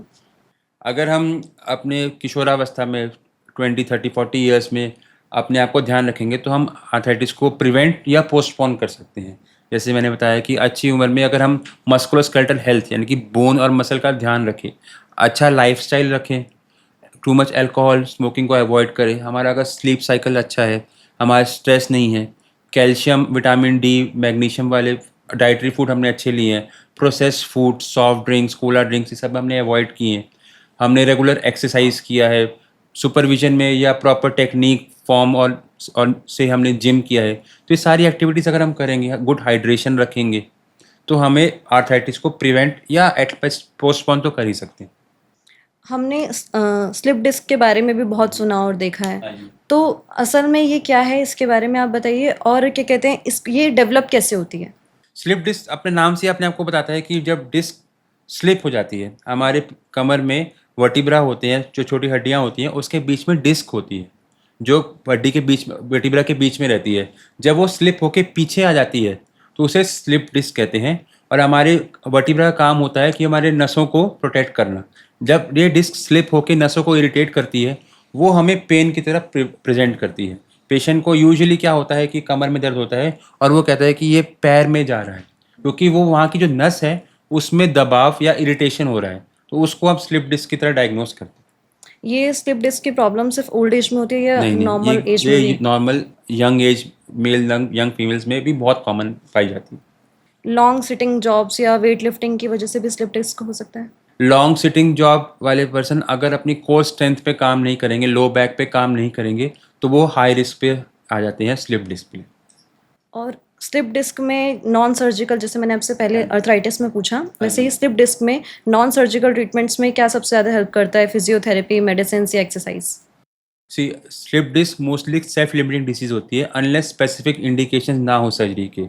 ठीक है, और इन बाकी कंडीशंस में स्लिप डिस्क से अपने आप ठीक हो सकती है, तब तक हमें उसको फिजियोथेरेपी, लो बैक का एक्सरसाइजेस, कुछ dedicated rehabilitation medicine, anti inflammatory medicine, जिससे सूजन कम हो जाए, जो नसों के आसपास की इरिटेशन है वो आप सूजन कम करने के लिए हम मेडिसिन देते हैं। तो ये मेडिसिन से और गाइडेड फिजियोथेरेपी एंड रिहैबिलिटेशन से वो स्लिप डिस्क की प्रॉब्लम कई केसेस में कम हो जाती है। वहीं स्लिप डिस्क से खुद को बचाने के लिए डेली लाइफ में किन चीज़ों को हम अडॉप्ट कर सकते हैं? बोन हेल्थ, मसल हेल्थ, ये इस पे हम ध्यान रखेंगे। बोन हेल्थ में आपको मैंने बताया कि डाइट अच्छा रखेंगे, कैल्शियम रिच फूड रहेंगे। लो बैक की एक्सरसाइज हमारी अगर अच्छी रहेगी, लो बैक की मसल्स हमारी टॉट रहेंगी, हम अगर प्रिकॉशन लेंगे, हम सीधा बैठेंगे, स्लाउच नहीं करेंगे, अब तो फिर ये प्रिकॉशन लेके हम स्लिप डिस्क की परेशानी को मिनिमाइज कर सकते हैं। योगा और स्ट्रेचिंग स्लिप डिस्क के लिए सेफ है या फिर कुछ प्रिकॉशंस है, इसके लिए भी कुछ रिस्ट्रिक्शंस हैं? स्लिप डिस्क को प्रिवेंट करने के लिए योगा, स्ट्रेचिंग बहुत सेफ। पोस्चर मिस्टेक्स जैसे स्लीपिंग वगैरह में, बैठने में, सोने में, इससे भी स्लिप डिस्क की दिक्कत होती है? इससे कोई रिस्क नहीं। और स्लिप डिस्क से मतलब किसी को बहुत ज़्यादा पेन होता है या स्लिप डिस्क की दिक्कत है, तो सबसे पहले क्या स्टेप्स उनको लेने चाहिए क्योर करने के लिए? सबसे पहले तो अगर इमीडिएट स्लिप डिस्क हो गया है तो उसको एक बेड पे फर्म मैट्रेस पे रेस्ट करना है, हिप और नी के नीचे पिलो रखना है और लेग को मूव मूव नहीं करना ज़्यादा। एक्यूट रेस्ट से और पेन किलर से स्लिप डिस्क की प्रॉब्लम कुछ समय में कम हो जाती है, और अगर परेशानी ना हो तो तुरंत ही एक अपने नियर बाय ऑर्थोपेडिक सर्जन को कंसल्ट करना। नकल क्रैकिंग जो कि सब लोग डेली अपना करते रहते हैं, किसी को आदत भी होती है, उसमें आवाज़ आती है, वो किस वजह से आती है? जी, हमारे जॉइंट में साइनोवियल फ्लूइड नाम का फ्लूइड होता है, ठीक है? उसके अंदर उसका काम होता है कि हमारी जो परत है, कार्टिलेज जिसको बोलते हैं, उसको न्यूट्रिशन प्रोवाइड करना। उस फ्लूइड में नाइट्रोजन, ऑक्सीजन और कार्बन डाइऑक्साइड जैसी गैसेज़ होती हैं, ठीक है? जब हम नक्कल को ऐसे क्रैक करने की कोशिश करते हैं, तो वो जॉइंट स्पेस बढ़ता है। जैसे ही जॉइंट स्पेस बढ़ता है, तो जो बबल होते हैं इन गैसेज़ के, ऑक्सीजन, नाइट्रोजन, कार्बन डाइऑक्साइड के, वो स्ट्रेच होते हैं और फट जाते हैं। तो जो the bursting of the bubble, जो जॉइंट के फ्लूइड के अंदर है, जो बर्स्ट होता है बबल को, उस बबल से जो वॉइस होती है, आवाज़ होती है, उसे क्रैकिंग कहते हैं। इसको हम अपनी साइंटिफिक लैंग्वेज में कैविटेशन बोलते हैं। तो ये नकल क्रैकिंग करना ये सेफ है या फिर इससे जॉइंट्स वीक होते हैं? अगर हम पर्याप्त नंबर में करें तो ये सेफ है, लेकिन कुछ लोग होते हैं वो बहुत हैबिचुअल हो जाते हैं, उनको एक्सेसिव खींच खींच के करने की आदत पड़ जाती है। अगर हम बहुत ज़्यादा खींचें और उसको इंजरी कर दें जॉइंट को, तो वो हार्मफुल होती है। वो आवाज़ की वजह से हार्मफुल नहीं है, वो हमारी एक्टिविटी से, तो हमारे जॉइंट को, जो हमारे ट्रैक्शन से, खिंचाव से जो जॉइंट को नुकसान है, वो हार्मफुल होता है। वॉइस से नुकसान नहीं हो रहा। उंगलियों के साथ साथ कुछ लोग गर्दन भी चटकाते हैं, उनको हैवी फील होता है, लेकिन जब गर्दन चटकाते हैं उनको बहुत लाइट फील होता है। इसका क्या रीज़न है और इसका क्या असर होता है? इसके दो रीज़न हैं। एक तो वही जैसे मैंने बताया कि साइनोवियल फ्लूइड में जो बबल्स होते हैं वो क्रैक करते हैं। दूसरा यहाँ पे लिगामेंट जो होता है वो बोन के ऊपर स्लाइड करते हैं। उसकी वजह से जो स्लाइड और स्नैपिंग होती है उसको वॉइस को हम क्रैकिंग बोलते हैं, ठीक है? इसको भी कई इसका साइकोलॉजिकल इफेक्ट बहुत आता है लोगों को। कई लोग ऐसे आवाज़ करके अच्छा फील करते हैं। ये एक्चुअली क्या होता है कि हमारी जो हम जब बैठे हैं या खड़े हैं तो हमारे गर्दन की मसल एक्टिवेटेड है, वो हमारे सर को स्टेबल रखती है। तो कई समय तक अगर हम ऐसे बैठे रहेंगे तो कुछ मसल एक्टिवेट रहेंगी, टॉट हो जाएंगी, और जो कुछ मसल एक्ट नहीं कर रही वो लूज हो जाती है। तो उस मसल को जो एक्टिव ज़्यादा टॉट हो गई है उसको स्ट्रेच करने का ब्रेन से सिग्नल आता है कि इसको खींच के थोड़ा रेस्ट दे दो, और दूसरी मसल जो एक्टिवेटेड नहीं है उसको काम पे लाओ, ठीक है? अगर हम सिटिंग जॉब में हैं, आईटी सेक्टर में है, प्रोफेशनल है, अगर हम लगातार कंप्यूटर पे काम करने में आधे घंटे बाद, 45 मिनट्स बाद अगर रेस्ट करते हैं, मूवमेंट, नेक की मूवमेंट करते रहेंगे, तो ये जो हमारी कंपल्शन जो है, जो हमें जो ज़रूरत पड़ती है क्रैक करने की, वो कम हो जाएगी, क्योंकि वो टॉटनेस ऑफ द मसल वो कम हो जाती है। स्पोर्ट्स इंजरी स्पेशलिस्ट आप हैं, तो अब उससे रिलेटेड भी बात कर लेते हैं। स्पोर्ट्स में सबसे ज़्यादा कौन-कौन सी इंजरीज़ आपको देखने को मिलती है? सबसे ज़्यादा स्पोर्ट्स की इंजरीज हमें देखने को मिलती हैं, उसमें से एक है एसीएल इंजरी। एसीएल इंजरी मतलब कि जो घुटने का जो लिगामेंट है, उसे एंटीरियर क्रूशिएट लिगामेंट बोलते हैं, उसकी इंजरी सबसे ज़्यादा कॉमन मेरे पास आती है। आमतौर पर क्रैक एसीएल टियर होने के रीज़न क्या हैं? और एसीएल जो टियर होता है, ये सिर्फ स्पोर्ट्स में होता है या डेली लाइफ की भी कुछ चीज़ों से इस पे इफेक्ट पड़ता है? एसीएल टियर होने के कारण होता है कि आपके नी को एक एबनॉर्मल स्ट्रेस मिला। It could be a contact injury और could be non contact injury. Contact injury मतलब कि जैसे आप फुटबॉल खेल रहे हो और किसी का लेग आपके नी पे लगा, तो वो नी ट्विस्ट हो गया या मुड़ गया, तो उसे हम कहते हैं कॉन्टैक्ट इंजरी। दूसरा होता है नॉन कॉन्टैक्ट इंजरी, जैसे कि मान लो हम बैडमिंटन खेल रहे हैं तो हम इधर भाग के चेंज ऑफ डायरेक्शन करते हैं, उसे पिवटिंग मोशन आता है, मोमेंटम शिफ्ट ऑफ मोमेंटम आता है, तो उसे नॉन कॉन्टैक्ट कहते हैं। कभी हम खड़े, एकदम से बस छूटी, हमको भागना पड़ रहा है खड़े खड़े विदाउट प्रिपरेशन, तो वो चेंज इन मोमेंटम हुआ, नॉन कॉन्टैक्ट है, लेकिन एक्यूट नी में ट्विस्ट आता है, तो इसे non contact mode of knee injury कहते हैं, जिसमें एसीएल इंजरी होता है। और ये हमारी बहुत बड़ी मिसकंसेप्शन है कि ये स्पोर्ट्स एथलीट में ही होता है। एसीएल इंजरी नॉर्मल पर्सन में, जो कि हाउसवाइफ है या फिर आईटी प्रोफेशनल है या कि डॉक्टर हैं जो हॉस्पिटल जा रहे हैं, इन सब में हो सकता है, क्योंकि इनकी मसल्स जो है नी के आसपास वो स्ट्रांग नहीं है, तो सीधा स्ट्रेस, हल्का सा भी स्ट्रेस है वो लिगामेंट पे आता है, तो वो टॉन हो जाता है। तो एसीएल टियर होने के सिम्टम्स क्या है जो इमीडिएट नोटिस किए जा सकते हैं? क्योंकि लोग कंफ्यूज हो जाते हैं कि उन्हें नॉर्मल नी पेन है या फिर एसीएल टियर हुआ है। अगर एसीएल टीयर एक्यूट होता है तो पेशेंट को एक पॉप सी आवाज़ आती है, टक करके पता लगता है कि कुछ गड़बड़ हुआ है। और इंजरी के बाद घुटने में सूजन आएगा, कभी किसी केस में लाल हो सकता है, हीमाटोमा खून इकट्ठा हो सकता है, उसके से लाल हो सकता है, और एकदम से पेन और स्वेलिंग आएगी घुटने में। अगर ये में से कुछ भी हो तो इसका मतलब एसीएल के होने के चांसेस हैं। इसके ऑप्शंस क्या है इसको क्योर करने के, और किस केसेस में सर्जरी जो है सजेस्ट की जाती है? एसीएल टीयर पार्शियल हो सकता है या फिर कंप्लीट हो सकता है। पार्शियल टीयर में अगर पेशेंट को इंस्टेबिलिटी, यानी कि हम हिंदी में लचकपन कहते हैं, अगर लचकपन नहीं आ रहा, पेशेंट आराम से पर्सन चल पा रहा है, भाग पा रहा है, चेंज ऑफ मोमेंटम भी कर पा रहा है रिहैबिलिटेशन के बाद, तो उस केस में हम सर्जरी के बजाय हम गाइडेड फिजियोथेरेपी और कुछ कंडीशन में PRP injection, platelet rich plasma injection दे सकते हैं उस मरीज़ को, ताकि वो एसीएल की सर्जरी अवॉइड कर सके। लेकिन अगर फिजियोथेरेपी देने के बाद भी उसको लचकपन आ रहा है, पेशेंट आराम से भाग नहीं पा रहा, या उसको इंस्टेबिलिटी हो रही है, मोमेंटम चेंज नहीं कर पा रहा और कंप्लीट टीयर है, इसका मतलब उसको सर्जरी की ज़रूरत पड़ेगा। एथलीट एसीएल इंजरीज से किस तरह से बच सकते हैं? क्या चीज़ें जो हैं उनका उनको ध्यान रखना चाहिए? अगर हम एसीएल इंजरी को मिनिमाइज कर सकते हैं, ACL injury is an in an athlete is like an occupational hazard, कि हमारे ऑक्यूपेशन की वजह से जो इंजरी होती है उसको हम मिनिमाइज ही कर सकते हैं, अवॉइड टोटली नहीं कर सकते। लेकिन हाँ, अगर हैमस्ट्रिंग एंड क्वाड्रिसेप्स हमारी एक्टिवेटेड है, गुड फायरिंग मसल है, क्वाड्रिसेप्स पे हमने वर्क किया है, हैमस्ट्रिंग पे वर्क किया है, तो उसके चांसेस कम हो जाएंगे। स्पोर्ट्स खेलने से पहले हमें अच्छे से वार्म अप करना है, वही मसल्स को अच्छे से फायर करना है, न्यूट्रिशन पूरा लेना है, हाइड्रेशन पूरा लेना है। अगर ये मसल एक्टिवेटेड है, नर्वस सिस्टम एक्टिवेटेड है, मसल्स पूरा प्रिवेंट कर रही है, तो इंजरी होने से एसीएल के चांसेस कम हो सकते हैं। और आपके अकॉर्डिंग जैसे आप केसेस देखते हैं उसके अकॉर्डिंग स्पोर्ट्स इंजरीज को लेके लोगों के मन में सबसे बड़े मिसकंसेप्शंस क्या है या मिथ क्या है जिनको आप क्लियर करना चाहें? जी, सबसे बड़ा मिथ ये है कि स्पोर्ट्स इंजरीज स्पोर्ट्स पीपल में ही होता है। ऐसा नहीं है। हम इसे कहते हैं वीकेंड वॉरियर्स। ओके, जो कभी कभी आज हमारा मन किया तो आज हम बैडमिंटन खेल पड़े, आज हमारा मन पड़ा तो बड़े दिनों बाद हम जॉगिंग पे निकल पड़े, रनिंग कर पड़े, स्विमिंग कर पड़े। इसे हम वीकेंड वॉरियर कहते हैं, कि जब अपने हॉस्पिटल या ऑफिस या प्रोफेशनल से टाइम निकाल के कभी कभी हम स्पोर्ट्स खेल सकते हैं, उसमें भी स्पोर्ट्स इंजरी के बहुत ज़्यादा चांसेस होते हैं। ये बहुत बड़ा मिथ है। दूसरा मिथ है कि पेन नहीं है तो इसका मतलब इंजरी नहीं है। एसीएल टीयर जो है वो ज़रूरी नहीं है कि पेन से ही प्रेजेंट करे, वो इंस्टेबिलिटी से प्रेजेंट करता है मोस्टली। पेशेंट को दर्द नहीं है लेकिन लचकपन है, स्थिर नहीं है, जॉइंट स्टेबल नहीं है, तो वो पेशेंट कहता है कि हमारा तो पेन नहीं है। पेन तो तब होगा जब आर्थराइटिस जब डिजनरेट होना लग जाएगा, या फिर आप भागना शुरू करोगे तो आपको पता लगेगा कि स्टेबल नहीं है। तो इस ऐसे मिसकंसेप्शन बहुत है स्पोर्ट्स इंजरीज को लेकर। जैसे अभी वीकेंड वॉरियर्स के बारे में आपने बताया, जो लोग सिर्फ वीकेंड्स पे खेलना पसंद करते हैं, कभी कभी खेलते हैं, तो उनको क्या इंजरी से प्रिवेंशन के लिए क्या टिप्स देना चाहेंगे आप? वीकेंड वॉरियर्स को वार्म अप करना बहुत ज़रूरी होता है, क्योंकि वो उनकी मसल्स जो स्पोर्ट्स में कभी कभी एक्टिवेट होती है, तो उनको 30 to 40 मिनट्स रनिंग करना, कोर स्ट्रेंथनिंग एक्सरसाइज करना, क्वाड्रिसेप्स को फायर करना, हैमस्ट्रिंग को फायर करना, ये बहुत ज़रूरी है। ये वीकेंड वॉरियर्स बहुत जल्दी मिस्टेक करते हैं कि वो प्रॉपर सीधा स्पोर्ट्स में गए, लॉन टेनिस गए, रैकेट उठाया और शॉट मार दिया ना। ऐसा इट्स अ रेसिपी कि आप मेरे पास इंजरी लेके आओगे। दूसरी बात है हाइड्रेशन ढंग से न रखना। इसमें अगर हाइड्रेशन ना हो तो आपको पक इंजरी होने के चांसेस बहुत हाई होते हैं।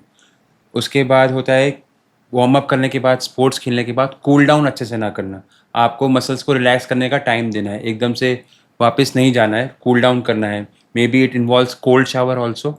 तो ये वीकेंड वॉरियर्स को ये 3-4 स्टेप्स का ध्यान ज़्यादा रखना है कि ताकि इंजरी प्रिवेंट ना हो, क्योंकि उनकी बेसिक स्तर पे मसल्स इतने एक्टिवेटेड नहीं हैं जितने एक नॉर्मल एथलीट के होते हैं। वहीं आपने नोटिस किया है कि कुछ स्पोर्ट्स में कुछ पर्टिकुलर इंजरीज काफ़ी कॉमन है? 100%। जैसे कि स्पोर्ट्स भी दो टाइप के होते हैं, contact sports and non contact sports. जैसे कि हम फुटबॉल होता है, रग्बी होता है, ये कॉन्टैक्ट स्पोर्ट्स है। क्रिकेट हो गया, बैडमिंटन हो गया, वॉलीबॉल हो गया, ये नॉन कॉन्टैक्ट स्पोर्ट्स है मोस्टली। तो जो कॉन्टैक्ट स्पोर्ट्स है फुटबॉल जैसे कि, उसमें आपकी नी के ट्विस्टिंग की इंजरीज, जिसमें सीधा आपको लगता है इंजरी होती है, उसमें उसकी वजह से एसीएल इंजरी बहुत ज़्यादा कॉमन होते हैं। नी डिसलोकेशन बहुत कॉमन हो जाते हैं।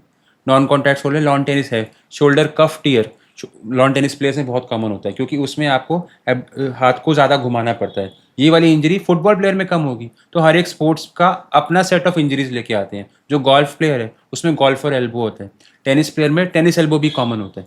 तो इसलिए हर स्पोर्ट्स की एक्टिविटी डिफरेंट होती है, तो उससे होने वाली ऑक्यूपेशनल हैजार्ड जिसे बोलते हैं, स्पोर्ट्स रिलेटेड इंजरी, बहुत स्पेसिफिक होती है। क्या आपको लगता है कि एज और फिटनेस का इंजरीज से डायरेक्ट कोई लेना देना है या डायरेक्ट इम्पैक्ट करता है? बिल्कुल, एज का इंजरी से लेना है कि हमें हर एक एज में अपनी एज को देखते हुए उस हिसाब से हमें एक्सरसाइज करना है, अपने बोन और हेल्थ मसल को ध्यान रखना है और अपनी फिटनेस लेवल उस हिसाब से इंक्रीज करना है। Fitness is an on going process. It is not कि हम जवानी पे ही फिटनेस पे काम करते हैं, हम हर एज में फिटनेस पे काम करते हैं। तो उसकी वजह से हमें फिटनेस को हमेशा प्रमोट करना है। हमारे मेथड्स ऑफ एक्टिविटी काफ़ी चेंज होती है। जैसे कि हम बोला है कि हम जब यूथ होते हैं, यंग होते हैं, एथलीट होते हैं, तो हम एक्सरसाइज को बोलते हैं हिट बोलते हैं, HIIT। इसका मतलब है हाई इंटेंसिटी इंटरवल ट्रेनिंग, कि हम छोटे छोटे बर्स्ट में हाई इंटेंसिटी वर्कआउट करते हैं, फिर रेस्ट करते हैं, फिर हाई इंटेंसिटी वर्क करते हैं, फिर रेस्ट करते हैं। इसी कहते हैं हाई इंटेंसिटी इंटरवल ट्रेनिंग। जैसे हम एज में बड़े होते हैं, मे बी थोड़ा आर्थराइटिस होने लगता है, मसल स्ट्रेंथ थोड़ी सी गिरने लगती है, तो हमारी ये हिट कम हो जाता है। हम लो इंटेंसिटी एरोबिक ट्रेनिंग पे जाते हैं कि इंटेंसिटी कम रहेंगे और एरोबिक एक्सरसाइज पे ज़्यादा ध्यान देंगे और इंटेंसिटी कम रख के काम करेंगे। तो इसलिए एज के हिसाब से हमें एक्टिविटी लेवल को मॉडिफाई करना है। इसलिए हमेशा हम अपने आप को किसी से कंपेयर नहीं करना है, अब हमेशा कंपैरिजन अपने आप से करना है कि आज हम किस स्तर पे हैं, किस एज में है, हमारे एक्टिविटी लेवल कितना है, हमारा फिटनेस लेवल कैसा है, उसी को थोड़ा थोड़ा पुश करना है। किसी और से कंपेयर करके अगर सामने वाला यंग एथलीट है और वो HIIT कर रहा है, हिट कर रहा है, हाई इंटेंसिटी इंटरवल ट्रेनिंग कर रहा है, तो हम पहले दिन जाके वो नहीं करेंगे। हम मे बी हमारी सिचुएशन ये है कि हमें लो इंटेंसिटी एरोबिक ट्रेनिंग पे जाना है।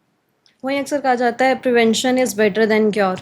तो एथलीट्स को इंजरीज से बचने के लिए क्या स्ट्रेटजीज आप सजेस्ट करेंगे? ये तो ओल्ड एज सेइंग है कि prevention is definitely better than cure. अगर हम इंजरी प्रिवेंट कर देंगे तो हमें क्योर का टाइम नहीं वेस्ट करना पड़ेगा, क्योंकि जो इंजरी हो जाती है एथलीट को, injury to an athlete means कि उसका एक सीजन चला गया है, क्योंकि return to sports would be around 6 months to 9 months and 12 months in some cases. तो इसलिए इंजरी प्रिवेंट करने के लिए आपको कुछ 5-6 चीज़ों का ध्यान रखना पड़ता है। जैसे कि हाइड्रेशन पूरी रखनी है, प्रॉपर वर्कआउट करना है इन द इंटरवल, कि आज स्पोर्ट्स है, परसों स्पोर्ट्स है, बीच में एक दिन में वर्कआउट करना ताकि मसल एक्टिवेटेड रहे। प्री वार्म अप बहुत इंपॉर्टेंट है। Warm up followed by sports followed by cool down. Sports के बाद कोल्ड शावर की भी ज़रूरत पड़ सकती है। न्यूट्रिशन हमेशा हमें अच्छा होना चाहिए। स्लीप एडिक्वेट होनी चाहिए, कोई स्ट्रेस नहीं होना चाहिए। अगर ये सब 5-6 चीज़ों का हम ध्यान रखेंगे तो इंजरी होने के चांसेस कम हो जाते हैं।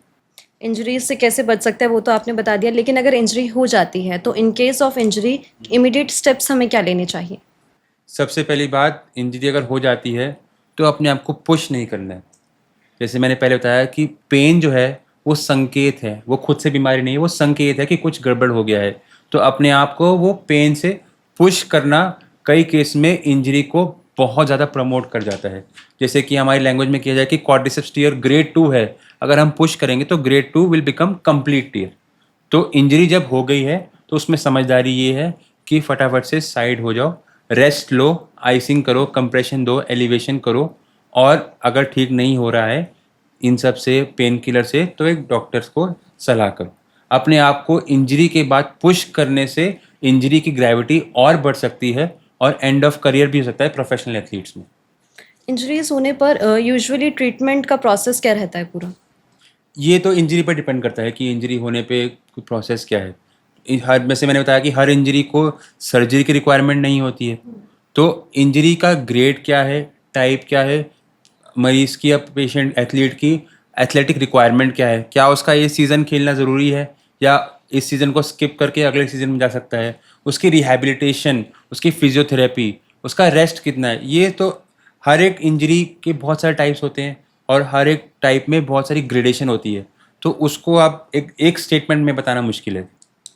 वहीं अब कुछ हैबिट्स और कुछ फूड्स जो आप एज ए डॉक्टर हर किसी को रिकमेंड करना चाहेंगे, एडवाइस देना चाहेंगे अपने डेली लाइफ में ऐड करने के लिए? हाँ, so there are so many habits जो मैं रिकमेंड करना चाहूँगा, स्पेशली फॉर दोज पीपल जो कि कंप्यूटर पे काम करते हैं, जो कि IT प्रोफेशनल में। इसे हम कहते हैं 20-20-20 रूल। 20-20-20 रूल का मतलब ये है कि हर 20 मिनट बाद आप अपने लैपटॉप से ब्रेक लें, 20 फीट की दूरी पे एक चीज़ को 20 सेकंड तक ताकें। ठीक है, मैं दोबारा रिपीट करता हूँ। हर 20 मिनट के बाद अपनी आंखें मॉनिटर से हटाएं, 20 फीट की दूरी पे एक कोई चीज़ हो उसको 20 सेकंड तक दें। तो इसको हम कहते हैं 20-20-20 रूल। इससे हमारा नेक का स्ट्रेन थोड़ा कम होता है। साथ में हम जो काम लैपटॉप पे काम कर रहे हैं, डेस्कटॉप पे काम कर रहे हैं, बीच बीच में ब्रेक लेके हमको नेक और शोल्डर की रोलिंग, शोल्डर की श्रगिंग, नेक की मूवमेंट, ये करना ज़रूरी है। और फ्रीक्वेंट ब्रेक लेके 45 मिनट्स 50 मिनट्स की सिटिंग के बाद फ्रीक्वेंट ब्रेक लेके एक चक्कर लगाएं। मान लो अगर आपको फ़ोन आ जाए तो आप बैठे मत रहिए, फ़ोन को आप तो अटेंड करने के लिए चल भी सकते हैं। तो फ्रीक्वेंट ब्रेक लेना बहुत ज़रूरी हो जाता है, especially for an IT sector person. साथ में न्यूट्रिशन का और हाइड्रेशन का ध्यान रखें, स्लीप साइकिल रखें। बोलना बड़ा आसान है, स्ट्रेस को अवॉइड करें। ये सब चीज़ें रहेंगे तो हमारी healthy mind, healthy body, perfect output. वही कुछ फूड जो हमें हर किसी को ऐड करने चाहिए डेली लाइफ में, कोई फ्रूट हो गया, कोई फूड जो आप बताना। हाँ जी, हमें ग्रीन लीफी वेजिटेबल्स हमेशा ऐड करने चाहिए, चिया सीड्स ऐड करने चाहिए, एक्स्ट्रा वर्जिन ऑलिव ऑयल ये हमें काम करना चाहिए। हमें डाइटरी प्रोडक्ट्स डेयरी प्रोडक्ट्स जैसे कि दूध और दूध से बने पदार्थ, ये हमें बहुत हेल्प करते हैं, ये हमको लेने ही चाहिए। जो हमें अवॉइड करने चाहिए वो है processed food like chips, chocolates, candies, processed meat और non vegetarian food like sausages. Processed feed नहीं होना चाहिए, लीन मीट होना चाहिए। ये सब हम अवॉइड करेंगे तो हमको डाइटरी हमारा अच्छा रहेगा और हमारी बोन हेल्थ अच्छी रहेगी। अब एक रैपिड फायर है, वो करिए। मॉर्निंग वॉक या जिम, कौन सा ज़्यादा इम्पॉर्टेंट है? दोनों ही इंपॉर्टेंट है, इसमें एक आंसर नहीं है। मोबाइल और लैपटॉप ज़्यादा यूज़ करने से पोस्चर खराब होता है या नहीं? 100% होता है। कैल्शियम सप्लीमेंट लेना चाहिए या फिर नेचुरल फूड से ही भरपूर मिल सकता है?